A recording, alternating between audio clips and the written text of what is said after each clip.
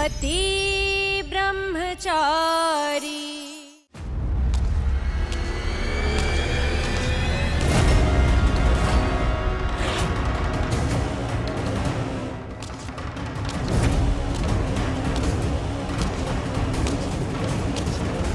कौन? ईशा, तुम हो क्या? हाँ। अब देखो ना ईशा, मैं मेरी दोस्त सुधा का नंबर मिलाने की कोशिश कर रही हूँ, लेकिन मुझे मिल ही नहीं रहा है। लाओ विद्या, मैं निकाल के देती हूँ।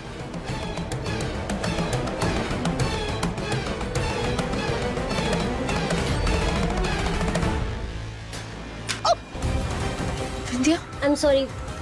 विद्या कोई बात नहीं, एक सेकंड।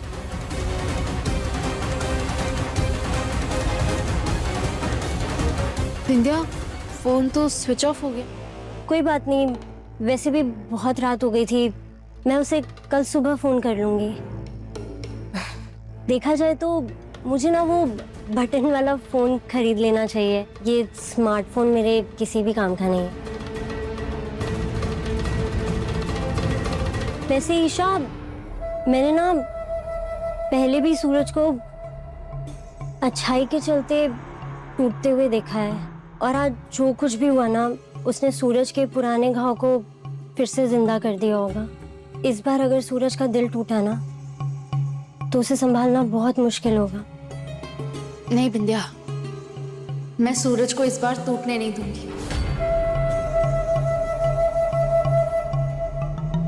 तुम आराम करो, मैं भी आती हूँ।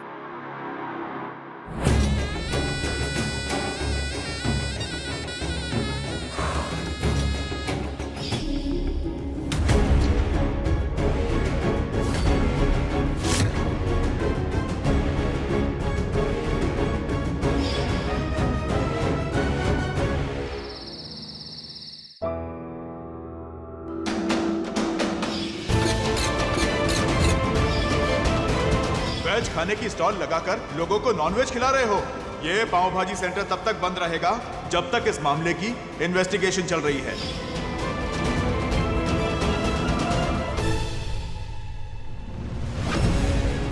ये डब्बा सूरज के स्टॉल का तो है नहीं, फिर ये कहाँ से आया?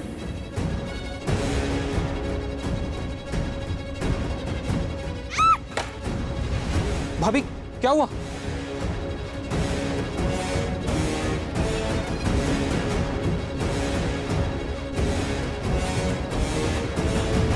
इसका मतलब इस बॉक्स में केकड़ों को लाया गया था, पर वो हो कौन सकता है?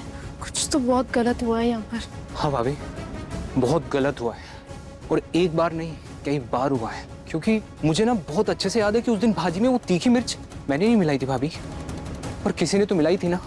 किसी ने साजिश की थी जो ये चाहता था कि सूरज भैया का ये स्टॉल बंद हो जाए। और देखिए भाभी, वो अपने मकसद में कामयाब भी हो गए। कोई बात नहीं बंटी, जिसने भी ये किया है ना, उस तक हमें पहुंचाएगा ये बॉक्स जिसमें केकड़े लाए गए थे। हाँ जी भाभी, मुझे अच्छे से याद है।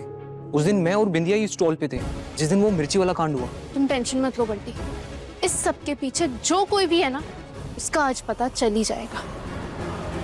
तुम मेरे साथ चलो।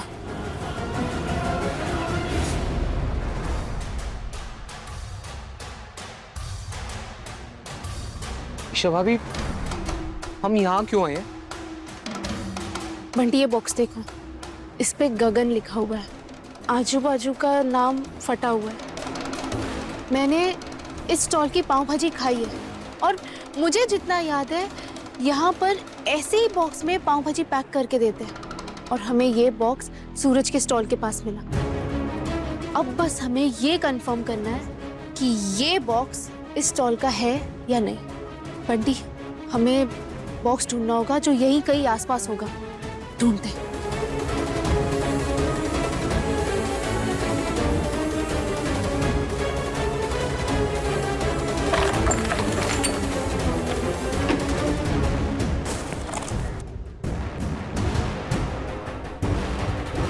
ईशा भाभी, हाँ? ये देखिए, ये देखिए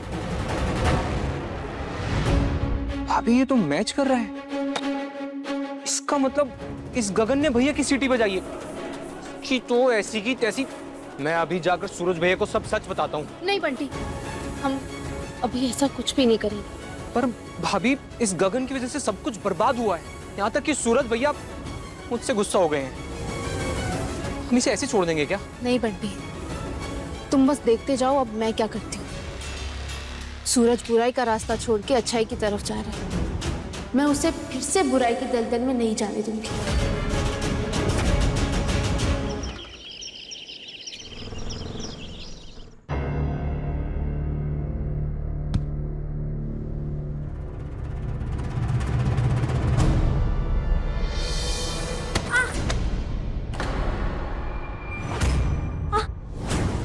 विद्या, विद्या, भैया संभल के। तू ठीक है? हाँ, हाँ, वो गलती से पाँव फिसल गया था। मैं ठीक हूँ। आराम से।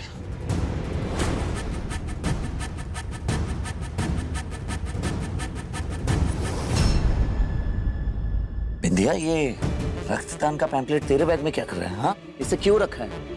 विद्या, सच सच बता, कहाँ जा रही थी और तू कर क्या रही? क्या चल रहा है ये सब? सूरज, वो दवाइयों के पैसे खत्म हो गए थे मेरे पास। और अब मैं पहले वाली बिंदिया भी तो नहीं हूं ना, जो राशन की दुकान पर बैठकर कमा पाऊं। और ना ही तो पहले वाला सूरज रहा है जो गुंडागर्दी करके ऊपरी कमाई से मेरी मदद कर दे। ऐसे में मैं कैसे मांगती तुझसे पैसे, और ये जानते हुए कि ईमानदारी के चक्कर में तेरे दोनों हाथ खा लिए। रात को मेरी आंखें बहुत दर्द हो रही थी, दवाई के लिए पैसे तो चाहिए ही ना।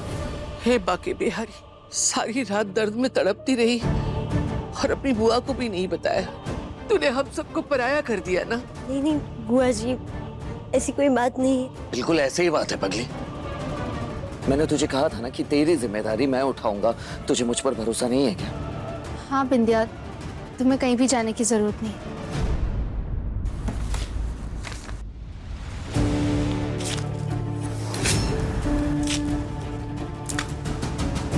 अदिति दी, हाँ।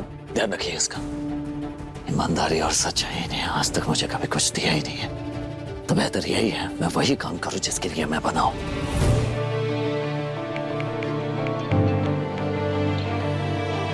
हाँ बेटू, एक काम कर, जो ये दुकान खाली करवाने वाला काम आया था ना, पार्टी को बोलते काम हो जाएगा। सूरज वापस लौट आया है अपने धंधे में। कितनी मेहनत और मुश्किल से सूरज ने अच्छा काम शुरू किया था माँ, और अब ये फिर से। हे कुंज बिहारी बिहारी, सूरज के नसीब ने उससे फिर से एक बार मुंह मोड़ लिया है। सबसे दुख की बात तो ये है कि अगर सूरज अब गुंडागर्दी में वापस गया तो देवर जी बिल्कुल टूट जाएंगे। अब जिसकी दुकान तोड़ दी जाए, जिसकी स्टॉल पे आग लगा दी जाए और कानून आकर उसी का धंधा बंद कर दे, वो इंसान गुंडा नहीं बनेगा तो और क्या बनेगा? ये तो होना ही था ना। हे भगवान, अगर चमत्कार होते हैं तो दिखाओ और सूरज को गलत रास्ते पे जाने से रोक लो।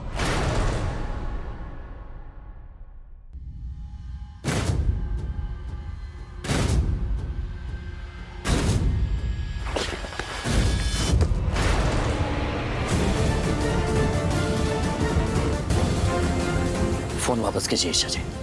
नहीं मिलेगा तुम्हें तुम्हारा फोन, और तुम्हारी हर बार मनमानी भी नहीं चलेगी। सूरज, परेशानियां किसके लाइफ में नहीं होती, पर हर परेशानी का हल गुस्से में आकर नहीं निकाला जा सकता। फोन वापस कीजिए ईशा जी, क्योंकि मैं अब नहीं रुकने वाला, समझ गए आप? फोन दीजिए।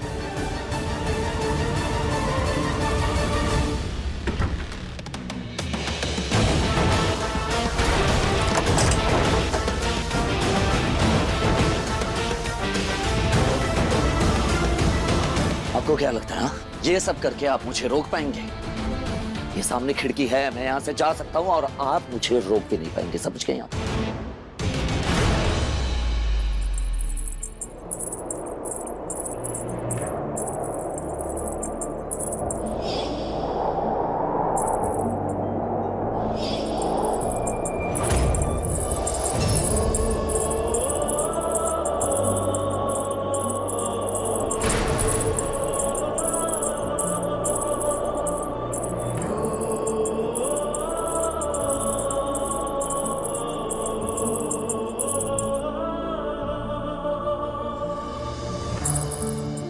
सूरज, मैं जानती हूँ अगर तुम अपने गुस्से पे काबू नहीं रख पाए तो मैं भी तुम्हें रोक नहीं पाऊंगी। और सूरज, मैं तुमसे बस एक ही रिक्वेस्ट करूंगी, जो भी कदम उठाने वाले हो उसे दोपहर तक के लिए रोक दो। सूरज, तुमने मुझसे 2 महीने मांगे थे ना, मैंने कोई भी सवाल नहीं किया, तो तुम भी मुझसे वादा करो कि तुम दोपहर तक ऐसा कुछ भी नहीं करोगे।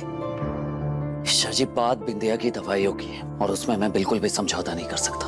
अच्छा रुको,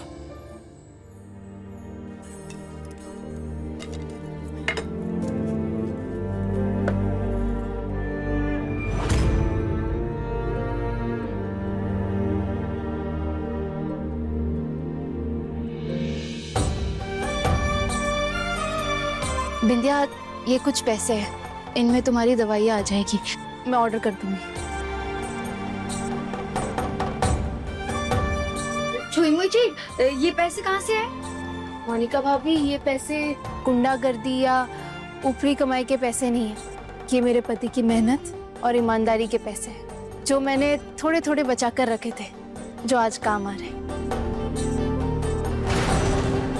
भाभी, आप पली बड़ी तो महलों में हैं, पर यहाँ रहकर धीरे धीरे गरीबों के पैतरे जरूर सीख गई हैं।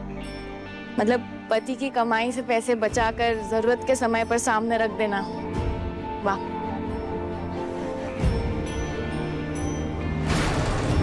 कुंज बिहारी मैं हारी, इसके जैसी समझदार बहू सबको दे। सूरज, अब बिंदिया की दवाई का पैसा भी पूरा हो गया है, अब तो रुक जा दोपहर तक। आखिर ईशा के दिमाग में चल क्या रहा है? दोपहर तक कौन सा तीर मारने वाली है? क्यों चाहिए इसे दोपहर तक का वक्त?